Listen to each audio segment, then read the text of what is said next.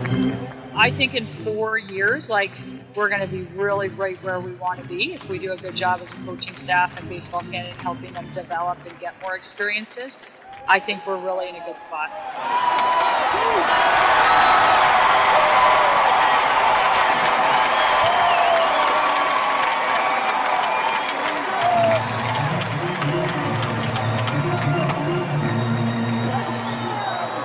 Welcome to episode 199 of Alberta Dugout Stories, the podcast. I'm Joe McFarland.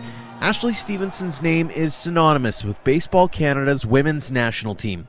Part of that squad for every World Cup between 2004 and 2018, plus appearances at the Pan Am Games and many other events. She was also a two-time winner of the Jimmy Rattlesnake Award to recognize her on-field accomplishments, team spirit, and leadership. That award was later renamed in her honor. After wrapping up her playing career, Stephenson joined the coaching staff in 2019, then took the reins as national team head coach this season, hitting the field for the first time in the Canada-US Friendship Series. She's a trailblazer and recently added another accomplishment to her list by being named the first woman to hold a coaching position at the Canadian Future Showcase, formerly known as Tournament 12. Earlier this week, we caught up for this candid conversation on baseball, coaching philosophies, the state of the women's game, and much more. Ashley, thanks so much for joining us here on the podcast. Thanks for having me. Let's start off with this last week, the Canadian Futures Showcase in Ontario. What was your biggest takeaway from the experience of coaching there?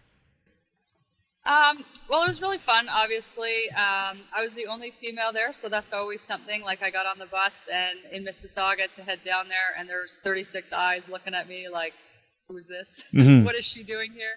I had a fungo in my hand, so they knew I wasn't the trainer. So that's always kind of interesting, too. But when I got down there, it's all good, right? It's just baseball. It's really fun. A different set of circumstances. I'm not really around a lot of showcases in the women's game. And so I wasn't sure really what to expect. And I wasn't sure.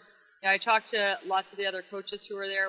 They were fantastic. They were great with me, picked their brain a lot. But even talked to some scouts, what are they looking for? And, we had chatted briefly before this. And, I had said, are they looking for baseball IQ, or are they looking to just showcase some talent? Because those didn't always go hand in hand in the games and stuff like that. So it's kind of really a different experience for me. But anytime you spend a week on the ball field with other great coaches and a lot of great players, it's a learning experience. So I had a lot of fun.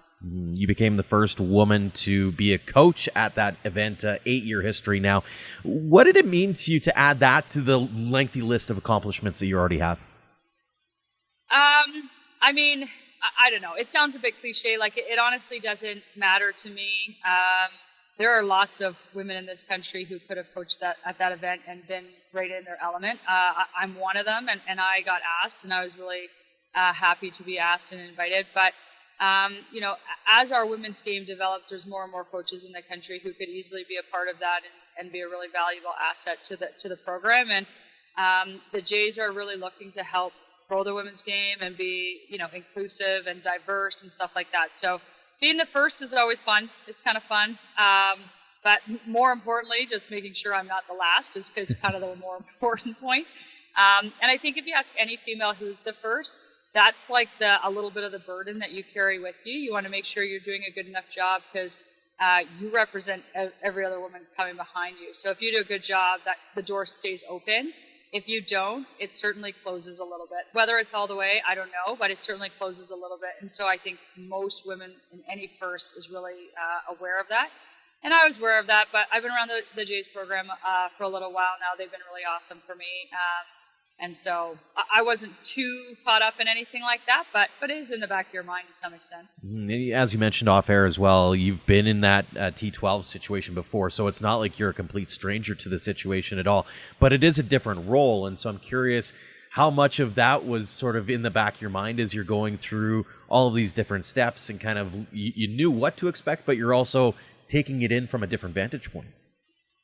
Yeah, it was many years ago. I was probably one of the first ones, and I was had more of a helper role from the other side. I wasn't on field or doing any coaching or anything like that, so totally different vantage point.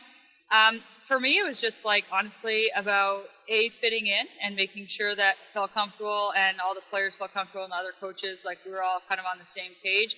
And they were awesome, like former Team Canada players, and so I think we kind of naturally bonded about that kind of stuff. It's always, everybody's always excited to share their stories, and it was fun to listen to that in the evenings.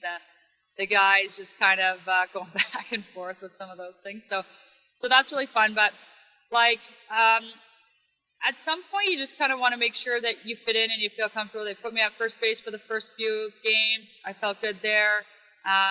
Chatted with players, and like in all honesty, every game that passed, I felt more and more comfortable with like chatting with them, what they're looking for, what information and numbers they want from me. But oddly enough, I don't have a lot of experience coaching first base. I have more experience coaching third base, and which is funny because most people would likely be reversed. But and I actually feel more comfortable at third base because I've had more experience there. So I went to third base after our first two games, and kind of felt more at home there. And so it was good. I had a little bit of both. And then I threw some BP, got to throw in the home run derby, so that got the heart rate up a little bit. Make sure I didn't blow it for the poor batters. So really it was just fun. I kind of just threw myself in there as best I could and helped out in any way possible and tried to learn from the players, the coaches, anybody who would chat with me about anything really. I'm always curious in a situation like that, how much of it is trying to be a coach and how much of it is trying to help the players showcase themselves? I mean, at the end of the day, they're in front of scouts. They're trying to impress people and make people go, oh, I see that guy. But at the same time, there's that added side of you want to win a ball game too, right? So how much of the balancing act is being played there?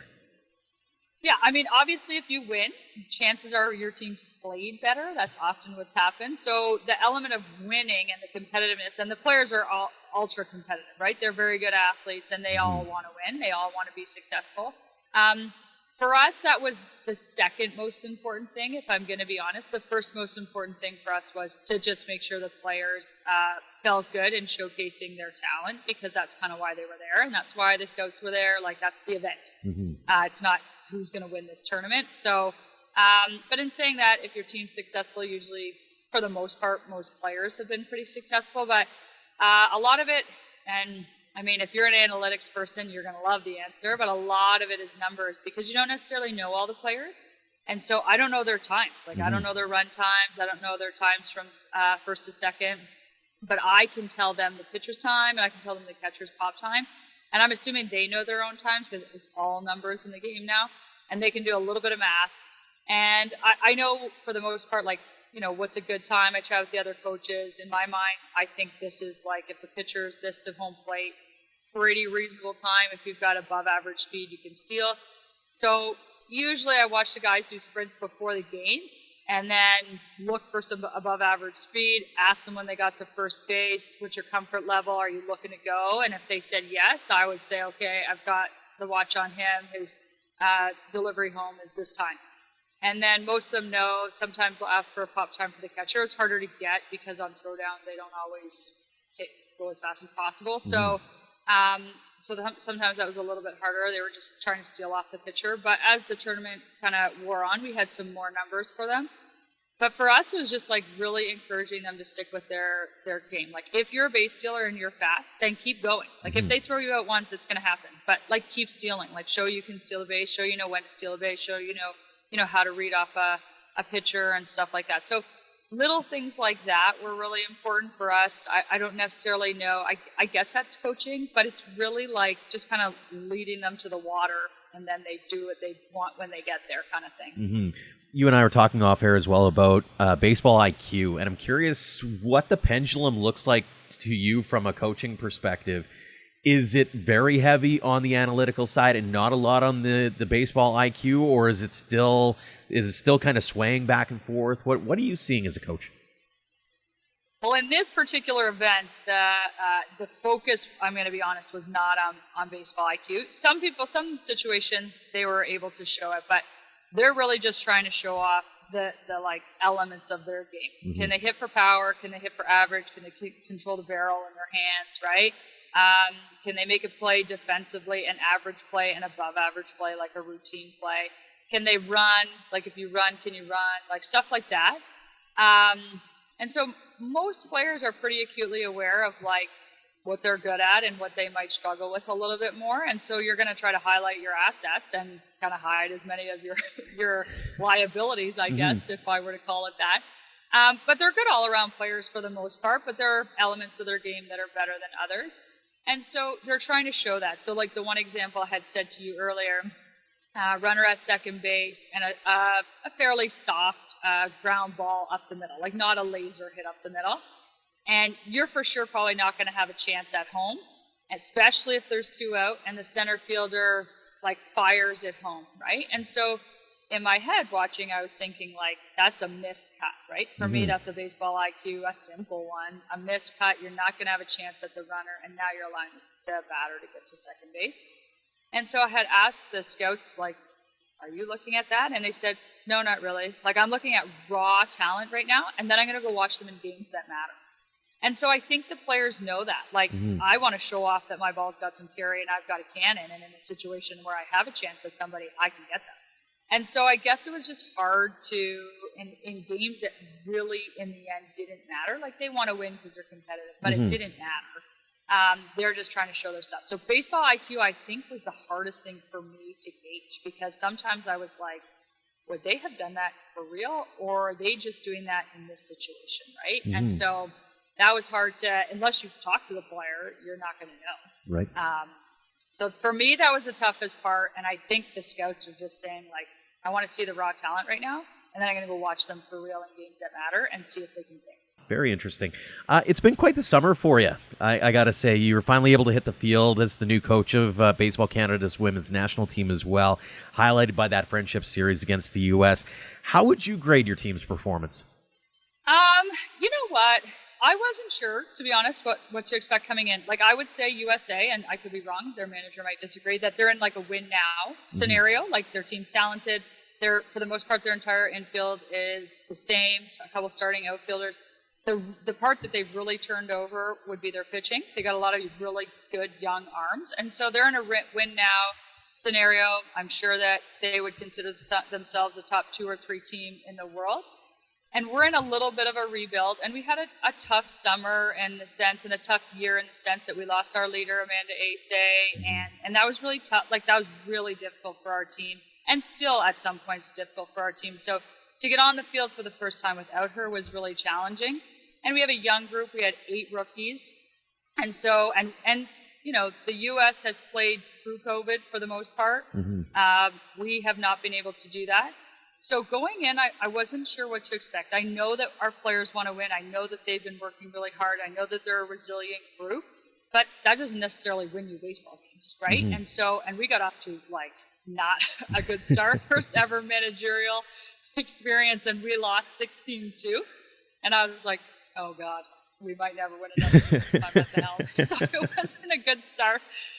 And I think it was just like a lot of things that happened, and it's kind of led to that. And we were rusty, and we were nervous, and all those things. But all of those characteristics that I had just talked about from our group came into play. So we battled in the second game, still had some tightening up to do, and then the third game won. Right? Like, so really happy that we got that first win under our belt. I mean, they sent a message game 4. They wanted to make sure that they won that series. So they took technically the series in game 4. And I just said to our group, like, we can really make a statement here. Like, if you go home, you know, they leave on a loss and it's a 3-2 series, it's pretty tight. 4-1 doesn't seem so tight. Like, let's find a way to switch our mindset. And I think after the third game when we won, I think it was like a little bit of relief for a lot of players. Like, okay, we can compete, we can win, and then not necessarily the cutthroat attitude of like we're following up the next day. Like, we win now, we win the next day, and all of a sudden now it's last game, winner take all. It was, I think, a little bit of young relief, and that we can compete and we won, and not enough killer instinct the next day. And so they beat us on game 4, and so they technically took the series there. But game 5, I just challenged our players, like, we got to come with a different mindset. And they rose to the challenge. I think the 5th day was our best day. We got better as the week went on. That was a huge goal of ours since we haven't played together in a long time. But I would say to some extent we're in a little bit of a rebuild. Like, we have some 4 that have been together, but a really young 4 that we took in 2019 to a qualifier, and then 2020 we didn't get to play. 2021 we did like just an in-house 40-player little evaluation camp for a week in Quebec. So this is our first international competition since 2019. And that was a lot, I think, with the emotions and with everything that happened. So I wasn't sure what to expect. I knew we'd battle, I knew we'd grind, and I knew the coaching staff was all in, and we would be prepared for some of those hiccups. But I was happy with how we did. Obviously, I always like to win. Yeah. But understanding the circumstances, I liked how our team responded, as the week went on to those games. I'm glad that my assessment of the team wasn't that far off, because I had rejuvenation. I didn't have full rebuild, because I know that there are some pieces that have been around for 5 or 6 years. You got a couple of players in the double digits now, but there's a good young core. And even from here in Alberta, you look at Luch and you look at Kelsey Lawler, and some of those names that have been around for a while aren't on that roster. And you've got the Madison Willens and the Ellie Jespersons, and those names are now kind of turning over. And so I'm glad that I picked up on that as well. When you look at that core, what do you see? What do you see as some of the strengths that this team's going to have for the foreseeable future, because they are so young and ready to go? We're really excited about our future, like really, really excited about our future. I think our young core is really, really good.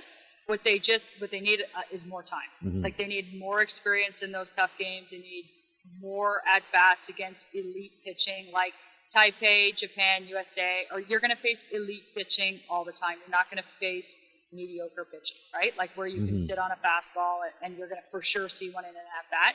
Like you might not against those pitchers. And in a lot of women's game, like you'll get at least one. And so situations like that, they just need more experience. But like Allison Schroeder, I know technically she's like a veteran now since she was at a 2018 World Cup. But she's in her second year of university, and we're going to consider her a veteran. Like, that kid is an animal. She's unbelievable. Love her on the mound. Love her attitude. She's a fighter. Like, she's amazing. And I'm excited for people like her to be able to take on a bit more of a leadership role. Ellie Jesperson, you mentioned, because she's from Alberta.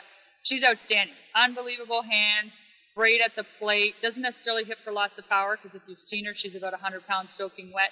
But can handle the bat, can hit anything. Mm-hmm. Like has never seen a pitcher who throws too hard for her to handle, and she's not a big girl, but gets on base all the time, is fast enough and smart enough to swipe a base. Like Mia Vol can hit for tons of power. She's just in her last year at university. Like our core group is in university or not even started university yet. And I think in 4 years, you get through this cycle and then you head into a World Cup in 4 years. And I think we're going to be really right where we want to be if we do a good job as a coaching staff and Baseball Canada in helping them develop and get more experiences. I think we're really in a good spot. On a personal level, this is kind of the first real coaching experience that you're getting to have. I mean, these players are all getting that first taste of it. You're getting your first taste of it as well. Is it what you expected? I think it's better. I think it was better. I loved every single minute of it. So I was preparing for the summer as if I was going to be the third base coach, which is totally fine. Love that position. Love kind of being like, an extra person on the field, kind of leading the way. But a goal of mine has always been to manage eventually, especially our national program. And I got a call from Jason, and he explained the situation that Aaron had a personal thing, his wife was expecting, and it was just cutting it a little bit too close for comfort for him, probably more for his wife. And so asked me, like, do you think you're ready? You want it? And I was like, I don't know if I'm ready, but I want it. And so I chatted with a few people. They're like, you're ready. And so, I was so excited. And I had like a few weeks to prepare for before we even went to nationals. And, kind of had my practice plan. We had a layout of what was going to happen, how much practice time we had, and talked to the other coaches about roles and responsibilities and how things might change slightly. And then just talked about what we, deemed most important, because we really didn't have a ton of practice time together before we got started in games. And so, but I love all those pieces of the puzzle that you put together. Like that, that's part of the game to me that's like really fun. And the planning part of it, I really, really enjoyed. So that was an element. I mean, I don't love losing 16-2, but I wouldn't have loved that as a player either. So that part's not fun. But it was better. It was better than I thought it was going to be. I loved every minute of it. What was maybe the biggest learning curve or obstacle that you had to overcome, and especially making a relatively recent change from being the player on the field to the one who's given out the directions? Yeah, I think 2019 was probably my biggest learning curve in terms of as a player, it's a little bit selfish. Even if you're a great teammate, it's selfish. You need to make sure you're sleeping, you're eating, you're training, and you're prepared, right? You can't do everything for everybody else, but you can make sure you're your best version of yourself and ready to show up, right? And you control your attitude. But as a coach, you're kind of in charge of making sure you providing opportunities for everybody to be in that situation, right? And managing people. Everybody learns differently. Everybody kind of ticks or beats to their own drum, right? And so it's your responsibility to know your players. How do you get the most out of them? Do they need a pat on the back? Do they need a kick in the rear? Do they need, what do they need, right? And to make sure that they're prepared, they understand the team philosophy and those things. So in 2019, I really had to go from a pretty narrow focus to a really large focus. And I thought I was ready for that. I thought I did an okay job, but there were times where I had to step back and I was like, oh, goodness, and trying to think a few plays ahead. The game, it's funny, everybody says is always slow until you're out there trying to make decisions really fast. And it's okay, in this situation, I need this. In this situation, I need this. Okay, I'm going to need 2 people up in the bullpen because if this happens, and so those things kind of probably sped up on me a little bit much in 2019. I don't know if I thought I was ready, and I probably wasn't ready. And so this year, I really, really tried to focus on those things, making sure in advance I was looking at my roster, looking at my bench, and stuff like that. And I had talked to the other coaches these are the things we need to work on and we need to focus on and have less experience at that. So let's all be acutely aware of those things and just trying to have some better roles. So that was one thing. I don't think it really caught me as much off guard this time as it did in 2019. But this time, you're the one making the speeches. You're the one, saying the lineup. If people are upset, you're the manager. You make calls, right? And so the pieces fall and your last line of defense kind of thing, right? And so that was a bit different. 16-2, first game, and I have 20 sets of eyes looking at me and a coaching staff oh gosh, what's she gonna say? Because as a player, if anybody knows me as a player, I'm fiery and passionate, and probably passionate's a nice way of saying it's ultra competitive. And so, but the message has to be, you know what I mean? What do I want my message to be now? So a lot of my learning was what do we want out of this? What is my goal? I did a lot of kind of goal setting for myself, from a managerial perspective for this team. And that's always going to be in the back of my mind. When I talk to them, that's always in the back of my mind. Whether we win 16-2, yeah, that message is a lot easier. But when you lose 16-2, the message still needs to be the same. We still need to get to the same point. And so that I felt I really had to work hard at and make sure I didn't internalize everything and project onto them. I can go back to my hotel room and yell at the pillows, but I can't say things, that I might regret later to them. They're, I'm proud of them. I know we worked hard. Nobody gave up. It is by no means what we wanted. But how do I send a message to them? So that's really kind of what I focus on. Not even field stuff. Not even field stuff is what I was really trying to galvanize our group, because we haven't been together in so long and we had a tough year. I'm curious. Obviously, Andre had been around for quite a long time, and it's not that you want to just blow it all up and start from scratch again. At the same time, you want to make your own mark on things. So have you thought that part through, and what kind of, I'll call it legacy, but what kind of pieces you want to instill in this group as you kind of make it uniquely your own? Yeah, Andre was, Andre and I were tight. He was my coach for a long, long time. He was excellent to me. He let me say my piece a lot. He ran a lot of things through me as one of the leaders on the team. And so, and we have a lot of very similar personality traits and characteristics and what we like in a team. And so I don't think in terms of blowing things up, I just think we lost such a huge core, and now the next core is there, but they're they're way different than us. Like, they're just different. They're not us, and that's okay. They don't need to be us. They don't need to replace us. They're themselves. They're fantastic players. And so this is our group that we feel really confident with, and how do we support this group and, and our team in making ourselves better. And so I actually chatted with Andre through the whole friendship series. Like, just as a mentor, he's been a great mentor to me. And, after that, you bring up the first loss, it was like traumatizing. But, he would message me, "Are you okay, coach? Like, is everything good?"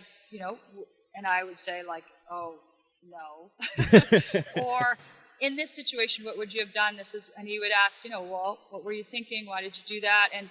And just help ball talk with me, like talk through scenarios of decisions I maybe haven't had to make before, but had to make here. And so the friendship series was nice in the sense that we wanted to win and it mattered, but it wasn't like a World Cup was on the line. It wasn't like a qualifier was on the line. So it was a nice place for me to get my feet wet, and he was really helpful kind of in the background, just running things by him after the fact. And I mean, for the most part, I did most of the talking. He just kind of help guide me through some decisions. And, if this is going to be your philosophy, stick with that. Like, depending on score, depending on things, like, stick with that. And so if you feel so passionate about it and that's what you want it to be, then you ride with that. And so he was really good, just kind of really helped me stay focused and stay on track. And that I think allowed me then to be confident with the team and to continue with the goals and the road that I set, even though we got off to a start that I didn't envision.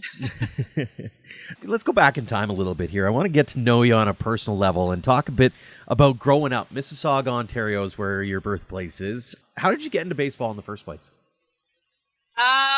My dad, I was young. I was always like a really active kid, but like most girls, their parents put them in dance. So I think my mom told me I started dance when I was like 3 or 4. I have a younger brother who's a year and a half younger than me. And I grew up on a little crescent in Mississauga, great area. And it was like smaller area, but like a nice starter home. So everybody in the area was like, had young kids, everybody my age, except there was only I was the only girl. There were a bunch of boys. And it didn't matter to me. I didn't think anything of it. They were awesome. They were my best friends growing up, but they were all active. They all played sports. And so I remember when I was like 5 years old, my dad asked me, "Do you want to try T-ball?" I don't even know what T-ball is. And I said, yeah, sure. And so a friend of his asked, a good friend of his said, "Oh, my son's playing T-ball. You want to come help me coach?" And he said, "Well, only if Ash can come. Like, I'm not going to come. I have little kids." And so they said, "Yeah, sure, bring her." And I think you had to be 6. And so my dad lied. He's like, "Yeah, sure, she's 6. And I think he was a little bit worried, like, "Oh no, I've just lied and she might be the worst player out there. We've never even played T-ball before," or whatever. So I got a glove, we got a little bat and a little tee, and we used to go to the park just around the corner, and the whole family would come. My brother would come, my mom, we'd bring the dog, and I just practiced, and like, I loved it. I didn't even know, I just loved it. And you practiced, hey, you're running the bases, so we knew what way I was going, and I guess I was a little bit of a natural at it. I had some pretty good hand-eye, wasn't afraid of the ball. And my mom and dad, like my mom loves sports too. So we would always have the Blue Jays on or the Leafs on, and so I would watch. And I would listen and stuff like that. And so I just grew up around sports, around being active. My parents were always super supportive. And then eventually I said, like, I don't really want to dance anymore. I like this way better. Rather play catch with the guys and run bases. And so that's kind of how I got started into it. And then same with hockey. They put my brother in hockey, and I said, "Well, can I play?" And my mom's like, "Yeah, you want to play?" And so they just always were really open to letting me try new things and play whatever I wanted. And hockey and baseball were kind of the 2 things that I fell in love with from a really young age. How did you manage to balance out workload? Because it's one thing to play both sports. It's another to do it at a high level like you did. So as you got older and as the responsibilities and becoming a teenager and all those kinds of things all play in, how were you able to manage the chaos? I guess first and foremost, like, I took sports above everything. And so lots of people would say, "Oh, you sacrificed birthday parties or you sacrificed this," but it was never a sacrifice. Like, if I got to go to practice, I would rather do that than go out. Like, I'm social in that I love friends, I love chatting and stuff like that. As you know, probably here, I'm long-winded and stuff like that. But but I still love sports more than anything. And so I didn't ever think of it as a sacrifice. So if I had to look at like family, school, personal life, sports, my mom was awesome. I lost my dad at a really young age. He passed away suddenly when I was 8, and my mom was amazing. She still let me play, and my brother do his thing, and it had lots of support system that helped me get to games and get to practices, and who were just super encouraging. But for me, my best friends became my teammates, and so I didn't necessarily like seek it. Like at school, I had some couple close friends, but I wasn't worried about like going out or anything like that. My best friends I saw at the rink or I saw at the Diamond, and they were the ones I saw year after year, and they had the same interests as me and the same passions as me and goals and stuff like that. And so it was nice just to kind of find my place in the world in sports and in a really safe space for me that had a lot of caring people around. So the balance was easy. I always loved school. And for the most part, it came fairly easy to me. Like, I worked hard, but I didn't struggle at school, so that was nice. And then, like I said, my friends and sports went hand in hand.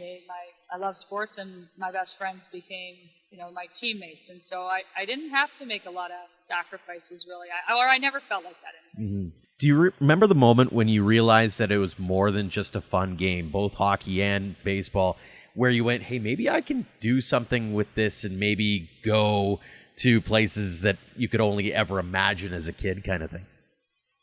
Yeah, people ask me this all the time. Like, did you think you played for Team Canada? No, never. Like, I just played because I loved to play, and I never even like dreamt of it as a kid. I just thought it was so far out there that those were like such special people that got to do that. But I think for hockey in grade 10, all of a sudden I kind of started getting like university recruiting letters, because at that time college recruiters could still talk to you when you're in grade 10. Right. This was many moons ago. And so I just started getting letters, and then when I was at tournaments, people would kind of come up and talk to me, scouts, and I did not know what was happening. Like, I was like, okay. And so my coach, I think, gathered that I didn't really know what was happening, and my mom certainly didn't. She's like, we keep getting all these letters.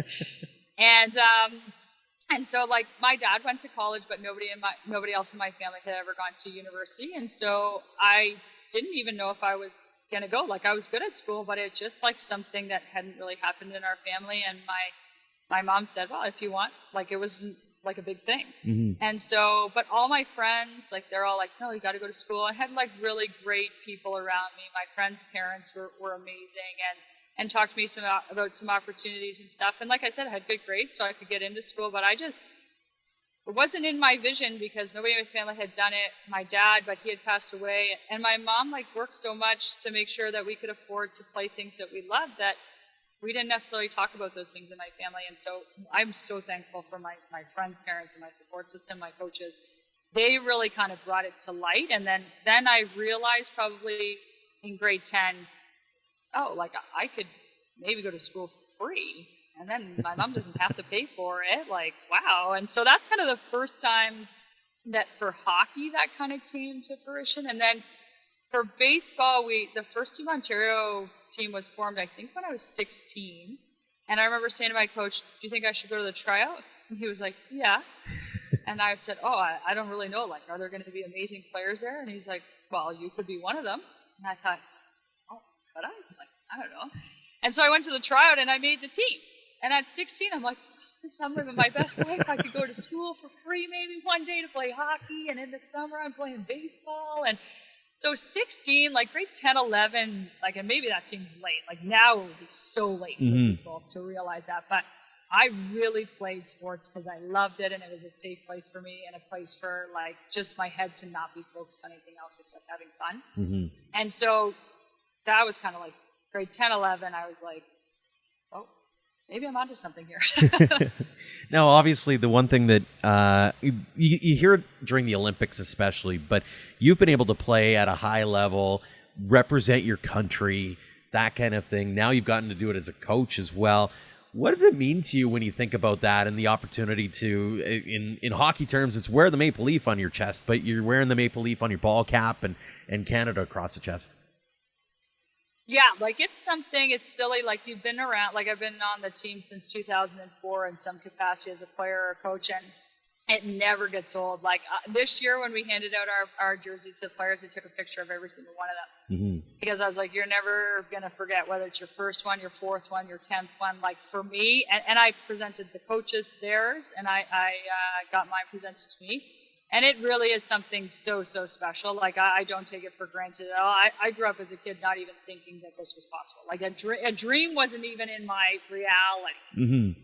And so now I don't take that for granted at all. I love it so much. The program is so near and dear to my heart. I would do anything to make it more successful and allow our players to have opportunities that were as good as mine and better. Like, part of it is growing the sport to the point that it's better than where it started and where I kind of left. And so that's like, I don't know, it's tough to even put into words. Like when you're standing on the foul line for the O Canada before the game, you still get goosebumps. 18 years later, you still get goosebumps.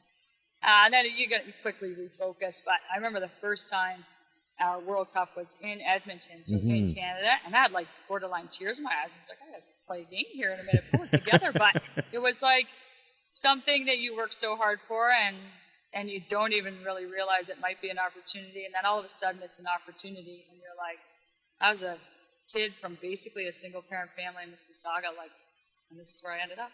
Very cool. Yeah, not bad at all. One thing I've noticed is the attention on women's sports has certainly surged. There's a great popularity. You're starting to see some action, especially hockey and soccer. In your eyes, now that you're kind of one of, I'll call it a builder, but you're the coach, you're the one that's trying to be shameless self-promotion, I guess, for some of these players and these athletes. What do you think needs to happen to get baseball in that conversation with those two other sports? It's tough because softball is kind of the first thing that people think about when you think of bat and ball sport for girls. And so I think if we can get it parallel, like on the same level as softball, that would be really helpful for us. And in order to do that, we need more universities to have programs. And so if you can get, and not programs where girls go to and play on boys teams, but I mean all female girls college teams. And so I think in the US, because they're such a driving force, they have tons of money, tons of players, right? And then Canadians have an opportunity to go there because of Title IX and all those great things. But if you can get more and more schools in the U.S. that offer all-female programs and create like a D1, even if it has 20 teams, right? Like that would certainly elevate, because right now, softball's not in the Olympics and neither is women's baseball, right? So it's like, okay, your dream might be to play for Team Canada. You could still play for Team Canada. You could go to the Pan Am Games. You can go to a World Cup like we do and like they do, right? The difference is, okay, if I'm not going to get there, I can at least get a scholarship if I play softball. And at least I'm not downgrading that at all. If you're an university athlete, amazing experience, and I'm so happy that women, I really am truly happy that women get to experience that. But if there was that opportunity for women playing baseball, I think it would change the mentality. I think more women would stay in baseball at a young age, because we see lots of them come up starting to play on boys teams, or more girls teams are popping up. And then they think, well, I don't know if I'm ever going to make the national team. And so what am I going to do? Well, I can switch to softball because I'm actually pretty good at it too. They're very similar sports, not identical, very similar. And then I can get a scholarship. And if I make Team Canada, awesome. If I don't, I don't. But at least I've had my school paid for an unreal 4-year experience. And so I think that's going to be one of the biggest things. And I don't know how fast it's going to come. I hope it starts growing. And then, so that I would say that's one thing, like, and I'm going to say domestically, even though, it's the U.S. I just pretending we're one right now because we would share athletes regularly. And the other thing is, I think we need to do a better job of growing it globally. And so, like, our athletes are actually limited in some of their experiences because the rest of the world, like the countries, don't have teams. So, for example, we didn't get to go to the Pan Am Games when they were in Peru because Peru doesn't have a team. Right. If you don't have a team, the host country doesn't have a team. They don't technically have to host that event. So softball got to go because they have softball, and baseball got to go, they have baseball, but we didn't get to go. And so our team is excellent, fully prepared to, contend for a medal there. But because the rest of the world hasn't really caught up to where we are where the US is and some other big countries, our athletes are limited in some of their opportunities because, you have to have, 16 ranked teams and whatever, all the criteria Right. that are laid out on behalf of either the Olympics or Pan Am Games. So domestically, I think a university is going to be really important to start to grow. And then internationally, we just need to continue to help some countries go, and in particular, Europe. Like, it's no secret that a number of IOC members are from Europe. Mm-hmm. On the growing the game part, and you mentioned domestically, it's funny you mentioned that. One of the things I'd love to see is academy programs starting to branch out in that. Here in Alberta, we've got Vauxhall and Okotoks and a few others that are sprouting up, and you're sitting there going, this is a far cry from when I was growing up. I'm not that old, but it's still growing, and I can't wait to see that side of it, hopefully in the not too distant future. How much of that plays into your mind in terms of growing it in Canada and making sure that there's that gap that's bridged between when you're 10 years old and when you're 18 and wanting to make it to the national team? Yeah, it's funny that you say the gap that's bridged, because right now we have a huge gap. Like, we need to build the base of the pyramid before we look at academies. So we could have academies, like we could partner up, like in Kent or in Ontario, OBJs, Terriers, Mets, Great Lakes Canadians, and a lot of very good programs. Like, I was just talking to all the coaches who run those, all really successful programs, have great people in charge, and you do a good job showcasing players and creating great opportunities for them. But and we could have enough girls, right? I don't know how competitive it would be, because I don't know if we have enough good girls for each of those academies to have a full team. But we need a bigger base so that eventually we'll have enough girls to fill those academies, right? And right now in Ontario, anyways, we're struggling with getting local associations to offer girls baseball, because they still say, well, you can play softball, right? And so there's just that stigma that's attached to it. And so, and we can't do everything. Like, we have a committee really trying to grow the women's game and stuff, but we need local associations to have a champion who offer it, who want to run it, who want to build it. And so, at first we think it'll likely be regionally, so that they can play with girls and against other girls and kind of keep building the base of that mountain. And then eventually, sure, like, those academies are amazing opportunities for athletes. And we have some that are in academies like that. But for the most part, they then just have to transition over and play. But women playing against women and women playing with women should not be, like, downplayed. Like, it has to happen more often, because it's a different game. Like, when we play, we're an all-female team. We play against guys, and it's great. We're thankful that they let us do that to improve our skills, but they know that they throw hard. And so you're going to see a ton of fastballs. When we go away, Taipei will maybe never throw you a fastball. And so you now haven't seen elite off-speed stuff, because they know if they're throwing 80 to 85, that's tough. Like, that's some heat. And so I don't need to throw you a 72-mile changeup that you might be right on, or a curveball that you can hit.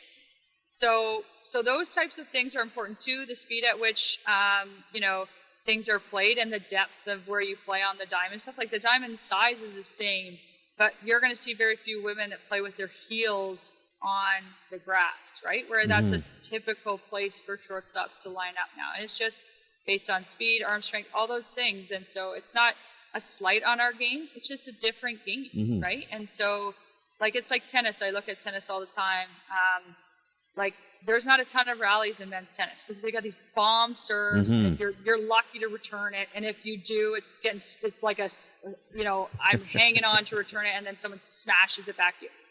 Women's tennis, people like it because there's tons of rallies, right? Like, the serve is often not a huge cannon. Like, it's hard, don't get me wrong, but it can be returned, and now there's some strategy and stuff like that. So it's kind of like baseball. Like, you're not getting people throwing 90, so you're going to get bats on balls, you're going to get balls in play, you're going to get lots of action. Are you going to see 450-foot home runs? No, right? But what you're going to see is almost every single inning, runners on base, stolen bases, ball, like, and so it's just different, right? And so I think we need to stop comparing the two. They're different games. And so, appreciate one skill set versus another skill set. I'm not going to hit a bomb 450 yards or 50 feet. Never. Never in my life. but I can bunt for a base hit, I can slap, I can hit it to right field, I can hit a gap, right? Like, so there's the elements of the game that are really, really good, but we just need the base of that to be so much deeper so that when they so we have enough talent at the academies where it's not, you get 1 or 2 players, where you can have 15 to 18 players and legitimately play against each other, and that elite league now kind of can separate itself, but we're just not quite there yet. Mm-hmm. Couple more questions for you here. I've really loved this conversation. This one, and both of them are actually standards across the board for most of our guests anyways. You obviously get that opportunity to go and chat with the young athletes, the ones who are just starting out on their journey, starting to figure out who they are as ball players. What's maybe a piece of advice or word of wisdom that you have for them as they're maybe looking to follow in your footsteps one day?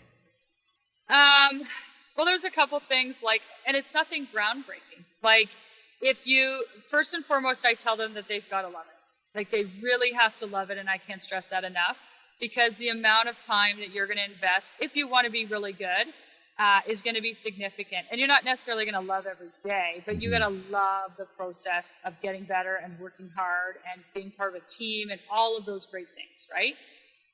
So that's my first thing. Like, fall in love with it and stay in love with it as long as you can before it becomes more of a grind than a love. And the second thing I always say is, like, work as hard as you can. And so, I mean, I wasn't almost never the most talented person on the field. I just endured. I persevered longer than others. And through that, I made adjustments. I was flexible, but I just kept working hard. How can I change my game to adapt, right? I don't hit for power as much. Okay, well, I'm going to implement some more speed training, and I'm gonna bunt, right? Like, early in my career, wasn't in my repertoire, not even close. Late in my career, funny enough, I actually got faster, and I added that to my repertoire. Like, right, so always you're working hard to adapt and to always improve and stuff like that. And so I think those are two things that I say to anybody. Like, and if you love it, you'll keep doing it. You'll keep doing it, and you'll keep working hard. And like I said, every day, like, I didn't love driving 2 hours to practice every practice. I was the person in the car sometimes, at traffic, whatever. But I'll tell you what, as soon as I got out and got on the field, I loved the next 2 or 3 hours. Always, always, always. And so you have to love it if you want to continue to play. And that love doesn't necessarily translate into success. The hard work translates into the success, but the love allows you to work hard and not feel like such a grind. So those are my 2 pieces of advice. It's not earth-shattering. I'm sure everybody says the same thing, but those are the 2 things that allowed me to have a really lengthy career, and one that I'm pretty proud of. Absolutely. Final question for you here. What does the game of baseball mean to you? Oh, wow. Well, it's provided me with a ton of opportunity that I never dreamt of. But as a kid, it was just the place that I loved to be, and especially after my dad passed away. It was some tough times, some tough years with our family, and my mom did her best. She was amazing. But it was hard. It wasn't always easy, and every time I went to the ball field, it was fun. And so that's just something that I'll never take for granted, and I'll always love for the game. Ashley, really appreciate you coming on here to chat about a wide range of topics. One of the most candid conversations I think I've had in recent memory. Congratulations on all the success you've had to this point. Continued success in this next chapter of your baseball life. And again, thank you so much for joining us here on the podcast. Thank you. Thanks again to Ashley Stephenson for joining us this week, and thanks to all of you for downloading and listening. We'd also like to take a moment to congratulate all of the players, including 16 from Alberta, plus many others who train here, who all took part in the Canadian Future Showcase. We look forward to continue watching all of your development in the days, weeks, months, and years ahead. A big shout out as well to our Platinum supporters for all they do for us and for baseball in Alberta. The Okotoks Dogs and AHP Academy are integral pieces in helping us tell the game's stories in our province. If you or your organization would like to join them, head to albertadugoutstories.com. Until next time, thank you for all your support online, on social, and on air of Alberta Dugout Stories.